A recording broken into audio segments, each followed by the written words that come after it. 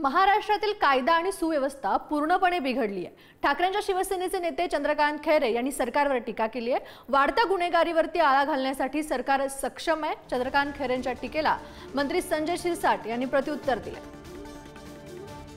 छत्रपती शिवाजी महाराजांच्या बाबतीत कोणी काही बोलतं त्याच्यावर काही नाही।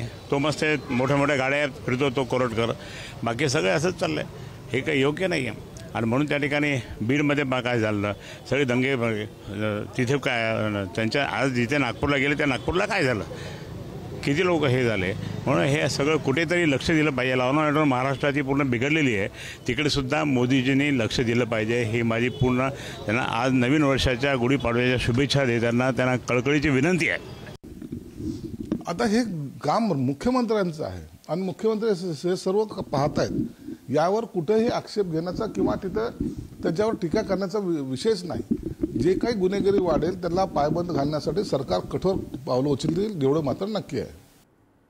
पुढची बातमी बघूयात। शेतकरी कर्जमाफीवरून संजय राऊत यांनी एकनाथ शिंदेंवरती निशाणा साधलाय। शेतकरी कर्जमाफीसाठी शिंदेंनी देवगिरी बंगल्याबाहेर उपोषण करावं असं संजय राऊत म्हणाले। संजय राऊतांच्या टीकेला मंत्री संजय शिरसाट यांनी प्रत्युत्तर दिले। राऊतांना कॉमेडी शो करण्याची सवय लागली आहे असं यावेळी संजय शिरसाट म्हणाले। गरु तेव्हा राज्याच्या मुख्यमंत्रीपदी एकनाथ शिंदे होते, त्याच्यामुळे ही जबाबदारी एकनाथ शिंदे यांची जास्त आहे। ते मुख्यमंत्री असताना तुम्हाला जनतेला वचन दिलं आणि आज ते डेप्युटी सीएम आहे। आजच त्यांचं मी आता पाहिलं, काही झालं तरी आम्ही आमचं वचन पूर्ण करणार। कसं करणार? तुमचे अर्थमंत्री आणि डेप्युटी सीएम नाही म्हणत आहेत। एकनाथ शिंदेने करावं की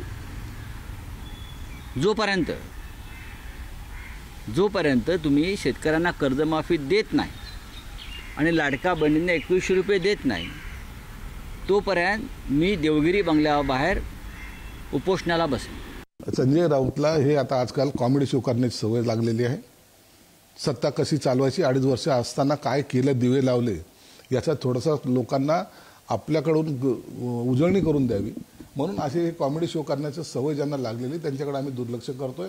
आमची जी जबाबदारी आहे आम्हाला चांगल्या प्रकारे माहिती आहे ती नेमकी कशी निभवायची, म्हणून अशा या फालतू गोष्टीकडे आम्ही लक्ष देत नाही।